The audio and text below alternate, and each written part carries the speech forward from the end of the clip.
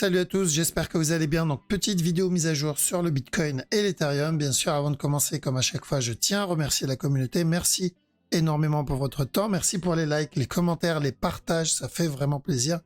N'hésitez pas à me suivre sur Twitter. Vous avez le lien dans la description. Et sans plus tarder, on va attaquer la vidéo.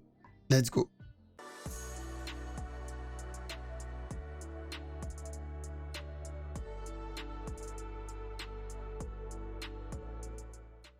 Alors, donc, Bitcoin, BTC, sur le long terme, en weekly, l'objectif est toujours le même, d'accord? C'est revenir tester ce top-là. Et ensuite, le dernier plus haut. Hop, donc, si on repart sur notre objectif, donc, premier objectif, c'est celui-là, où on va commencer à faire attention. Donc, c'est cette zone. Donc, pourquoi? Parce que j'attends une réaction. Une correction, ça peut être une correction, ça peut être juste un petit flag, peu importe. J'attends une réaction ici. Donc, je préfère manager le trade dans cette zone. Et le prochain objectif, après, c'est le top. Donc, c'est toujours haussier. Par contre, je ne pense pas qu'il va monter sans corriger. Ce serait bien, mais il y a peu de chances que ce soit le cas. En daily, on est toujours dans la même zone, d'accord, dans cette zone rouge. Pas vraiment d'évolution là-dessus. Par contre, en une heure, on a eu un petit spike vers le bas. Nous, on cherchait un dernier push qui s'est invalidé. On cherchait ce drop, un A ici, un B. Tant que ce bas n'est pas cassé, on voulait un C. Et à la cassure du top, on fera attention pour le plus gros flat. D'accord? Donc là, j'ai l'impression qu'il s'est accéléré. Donc ce qu'on cherchait, c'était un peu la même chose que ce qu'on a obtenu ici. Donc l'impulsion ici, le A, chercher le A, B, C, cassure du top, cherche la vente, et ensuite la continuation. D'accord? Donc même chose là-dedans. Ça, c'est ce qu'on voulait à la base. Donc cette impulsion, le drop, le A, B, C, ici là. Ensuite, le drop, ici. Et ensuite, la continuation. D'accord? Donc, le fait qu'il est venu péter ce bas, ce qui invalide donc notre regular flat, il a donné aucun buy en interne, il n'y a eu que des sell setup, et vraiment aucune opportunité pour tenter le buy. Donc, il a directement pété le bas. Là, je me retrouve avec la possibilité ou d'un running flat, donc un A, un B, un C. Il ne doit pas casser ce top pour valider ce running. Une fois le C terminé, encore un nouveau plus bas. D'accord? Et après, à la cassure du bas, je retenterai de l'achat. D'accord? Pourquoi? Parce que c'est toujours le régular qu'on va chercher. D'accord? L'autre possibilité, c'est qu'il a déjà fait le régular. D'accord? Donc dégueulasse, mais déjà fait. C'est-à-dire ça, c'est déjà le A. Ce qu'il a déjà donné, c'est le B. Et ça, c'est le C. Et là, il compte revenir péter le top. D'accord? Mais pour ça, j'ai besoin d'une confirmation avec un flag un peu plus grand. Donc, j'ai déjà tenté, je suis déjà dans le buy, parce qu'il y a eu un petit flag, un petit time frame ici, à tenter. Mais le but, c'était pas de venir péter le top, j'ai tenté juste le running. Parce qu'au départ, on tentait un régular. Donc, forcément, si c'est pas un régular, c'est qu'il y a des chances que ça soit un running. Donc, l'idée, c'était juste qu'il me donne ça. Et ensuite, s'il veut drop, c'est pas grave. Je prendrai des profits ici dans cette zone. S'il continue à push, tant mieux. Mais s'il se retourne, je retente encore de l'achat au plus bas. Donc je garde en tête que on est toujours au-dessus de cette ligne, au-dessus de ce bas. Parce qu'il ne faut pas l'oublier. D'accord? On a eu cette impulsion. On a eu un drop. Et ensuite, il est monté doucement. Et là, on est en train de drop derrière. Donc je fais attention au potentiel running aussi là-dedans. Ça, ce bas reste encore important. Donc, tant qu'on n'a pas pété ce bas, Bitcoin, pour moi, ça reste haussier. Maintenant, je répète ce que je disais déjà, il y a une perte de momentum sur ce move. Donc, c'est où il valide ça, c'est-à-dire on reprend du momentum tout de suite, en validant un running flat ici, où il va d'abord corriger. D'accord? Et ça peut être le départ de cette structure corrective, avant le push. Parce que je ne pense pas qu'il viendra toucher cette zone sans corriger. Je m'attends à ce qu'il corrige d'abord. Donc, qu'il nous donne un running ici, qu'il nous donne un plus gros regular flat ici, peu importe, une correction, ça reste une correction. Donc, je suis toujours haussier sur le Bitcoin, malgré ce drop, d'accord? Mais le marché doit respirer, c'est très important. Quand on dit le marché doit respirer, en gros, ça veut dire le marché doit corriger. Pullback, range, peu importe, il faut donc qu'il y ait une zone où les gens vont prendre des profits. Et ça, c'est quand je regarde ce qu'il donne ici, ça devient inévitable. d'accord? Donc, mais je suis toujours haussier sur le Bitcoin, ça n'a pas changé, d'accord? C'est pas parce qu'il a invalidé le petit regular flat 15 minutes que je change ma direction sur la structure 1 heure, 4 heures ou daily. Pas du tout, ça n'a pas changé. D'accord?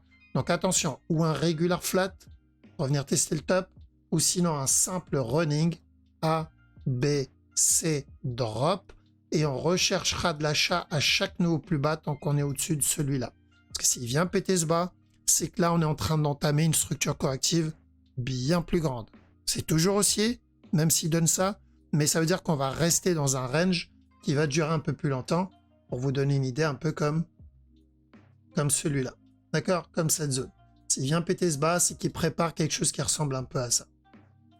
D'accord? Et on avait dit la même chose, rappelez-vous. On a dit s'il vient péter ce bas-là, c'est qu'on commence une correction plus grande. C'est ce qu'on a obtenu. Donc tant qu'on est au-dessus, il n'y a pas de problème, en tout cas pour la time frame inférieure. Donc ici, toujours aussi sur ETH. D'accord? L'objectif, c'est revenir péter ce top. Pas de changement sur ETH.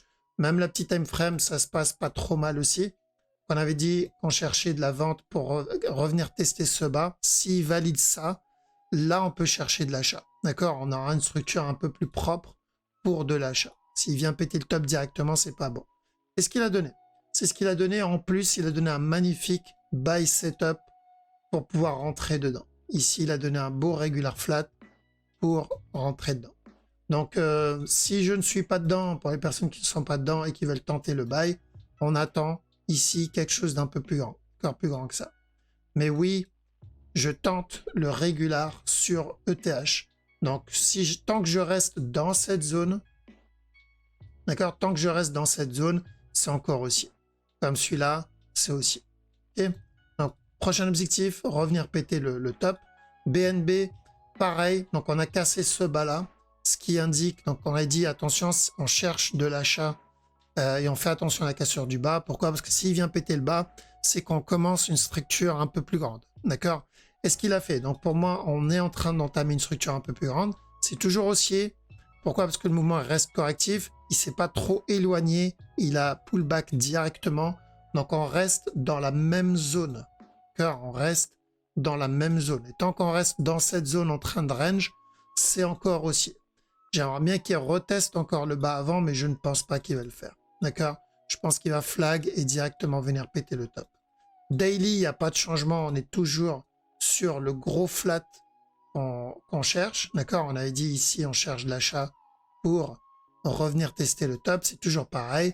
Je ne pense pas qu'il viendra donner ça sans corriger, bien évidemment, mais on tentera les structures correctives qu'il nous donnera. D'accord? Donc ça, ce qu'il donne, c'est encore, voilà, c'est petit, c'est du 1 heure, voire même peut-être du 15 minutes, c'est pas suffisant. On aimerait bien avoir quelque chose d'un peu plus grand.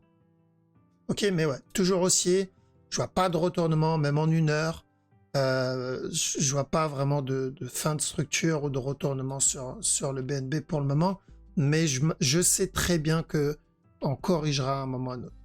Le DOT, on cherchait un running, ça se passe pas trop mal pour le DOT aussi. Donc on a eu ce drop ici, on a eu le up et je vous ai dit je cherche un C avant la continuation. Donc ça a l'air d'être ça pour le moment. En tout cas, en termes d'amplitude et de move, c'est plutôt propre. Donc où il vient péter ce top. Sinon, il peut donner quelque chose de plus complexe. Un plus gros B, C. Ensuite, il vient péter le top. Donc ça changera pas vraiment la direction. Et après, pourquoi pas le running. D'accord? Donc encore haussier sur le DOT aussi. Bien sûr, c'est du 1 heure. Ça ne veut pas dire qu'on va avoir un up non-stop. Je pense pas. Je pense qu'on reviendra corriger aussi. Même s'il donne un nouveau plus haut, je m'attendrai à une correction. D'accord? Mais pour le moment, malgré le drop, oui. Voilà, je le vois encore haussier. EGLD aussi. D'accord? Même si on aura, je pense, un C à un moment ou à un autre. Je vois une continuation parce qu'il est en train de range dans cette zone. Et plus il range dans cette zone, et plus ça indique une continuation. Mais là, ce qu'on cherche, donc comme on l'avait dit, le A cherche le B, ensuite un C avant le push. D'accord? Ce C, ça peut être un régular. S'il vient péter stop, on ira pour un simple running. Comme on l'a obtenu ici, rappelez-vous. D'accord? Un running flat et ensuite la continuation. Ok, ceux qui traitent la petite time frame. Attention au running ici aussi, ça comme A, B, et ensuite un C, et pourquoi pas encore un autre push. D'accord, faites attention donc, au running en petite time frame. D'accord, et après le plus gros C. Ok, donc pas de changement sur le EGLD. Le sol, il a validé, lui, contrairement aux autres, la direction. Donc on avait dit un buy pour ce regular flat ici. Sinon, il peut très bien donner d'abord un running, donc le C, un drop, et ensuite le regular flat pour revenir péter le top. D'accord? Si on regarde par exemple le Bitcoin, on est à peu près là. On a eu ce drop, on a eu ce A, B. Rappelez-vous, on cherchait un dernier plus haut avant le drop. Sauf qu'il a cassé le bas. Et il s'est retourné. Donc Bitcoin, on est là. D'accord? Donc si je compare cette structure, je la copie. Et on va aller sur BTC. Hop. Et on va le coller à côté. Comme ça, on va comparer le move. Donc on a eu cette impulsion qui représente ça sur BNB. C'était quoi? C'était le dot, il me semble. Non, le sol, ouais. Donc on a ensuite le drop qui représente celui-là. On a eu ce A qui représente celui-là. Et on cherche chez nous un A, B, C, cassure du top. A, B, C, cassure du top. Sauf qu'à la place, il est venu péter le bas. D'accord? Donc on va supprimer ça. Hop. Donc sauf qu'à la place, il est venu donner la cassure du bas. Ici, cassure du bas. Et après, grosse impulsion. La grosse impulsion. Donc, Sol, lui, il a continué son push en venant péter le top. Donc, l'analyse, du coup, est la même. C'est où il valide le regular flat, comme là, il viendra péter le top. Ou sinon, même analyse qu'on avait fait sur le sol, il donnera un dernier plus bas, avant la cassure du top. Donc, il y a eu un décalage entre les deux, mais au final, c'est vraiment la même structure qu'on est en train d'analyser. Ok, donc le VET aussi, d'accord. Je pense qu'il n'y a pas besoin de s'attarder sur le VET, parce que si je copie, et on part sur le Bitcoin aussi, hop, on va supprimer ça, et on va coller le VET ici. Voilà, donc ça c'est le VET. Donc l'analyse est exactement la même, la structure c'est un copier-coller. D'accord? Donc running flat, on fait attention, ou directement un regular flat. Le Litecoin, on est venu péter ce bas. Donc maintenant, la possibilité d'un running en interne, c'est fini. Donc je rappelle, quand on était ici, on avait dit quoi? Cassure du top. Et à la cassure du top, on cherche de la vente. On a bien eu la cassure du top, on a bien eu le sell. Sauf qu'il corrige et retrace derrière. Donc on était obligé de garder en tête un potentiel running en interne. Donc maintenant que c'est fait, ça va être la grosse structure qu'il va falloir surveiller. D'accord? On a validé 1, 2, 3 structures en interne. Le running suivant potentiel, celui-là, on l'a pas validé. Donc, ou un plus gros flat, d'accord? Je rappelle, hein, il y a la possibilité de ça. Ensuite, ça comme A. Et ce qu'il donne ici comme C. D'accord? Ou un plus gros flat. Si c'est le cas, c'est ce bas-là qui va être important. On aura un flag, continuation. Ou sinon, le départ d'une nouvelle structure. C'est-à-dire on a déjà obtenu notre running, qui est là. Et je pars du principe, je ne prends pas en compte la mèche. On a déjà obtenu donc l'impulsion et la validation de ce running. Là, ce mouvement-là, ça devient un A. Donc ce bas n'est plus important si c'est le cas, d'accord? C'est-à-dire qu'il peut venir le péter. Il peut pas le péter que dans le cas où on trade le running. Ensuite, on attendra un B, donc il va range dans cette zone. Ensuite un C avant le buy. Donc ça reste un buy, c'est juste que ça mettra un peu plus de temps. D'accord? Donc si c'est un running, il va pas range ici, il va juste corriger et donner la cassure du top. Si c'est pas un running mais une nouvelle structure, on le verra range dans cette zone. C'est tout. Mais la direction ne change pas. Que ça soit running cassure du top ou régular cassure du top, voilà. L'idée est la même, c'est un peu comme ça. La direction reste la même, c'est juste la durée qui va changer. Ok, donc une correction, ça serait pas mal pour la majorité des cryptos. Ok, pour la majorité, ça serait une très bonne chose que ça corrige parce que le marché va reprendre un peu son souffle. Ce qui veut dire que le prochain move qu'on va obtenir sera beaucoup plus agressif et beaucoup plus intéressant à prendre. Donc quand ça corrige, quand ça pull back, le prochain move en général, il est beaucoup plus intéressant à prendre. D'accord? Et c'est ça qu'on veut. Parce que quand on se rapproche d'une fin de structure comme ici, bah, il faut s'attendre à ce genre de mouvement ou une structure corrective derrière. Mais pas de changement sur la direction long terme, en tout cas pour le moment. D'accord? Donc faut pas se faire avoir par les petits mouvements, petit time frame, rentrer dans du FUD. Je pense que c'est des mouvements nécessaires. C'est le marché qui respire, c'est le marché qui pull back et qui corrige. Si on peut obtenir les mouvements en interne, on prend. Si le mouvement en interne s'invalide ou on ne nous donne pas de setup, c'est pas grave, on passe sur la structure supérieure et où on passe sur le mouvement suivant. D'accord? Donc, pas de changement ici. De toute façon, je vous tiendrai au courant si il y a un gros changement sur la structure et on le verra, on verra une grosse impulsion. Mais gardez bien les zones en tête, comme ça au moins vous savez, tant qu'on est au-dessus ou en dessous de cette zone, voilà, le mouvement ne change pas vraiment, on reste toujours sur la même direction. D'accord? Bon les amis, je vous laisse ici. De toute façon, je vous dis à vendredi, passez une très bonne soirée. Je vous dis à la prochaine.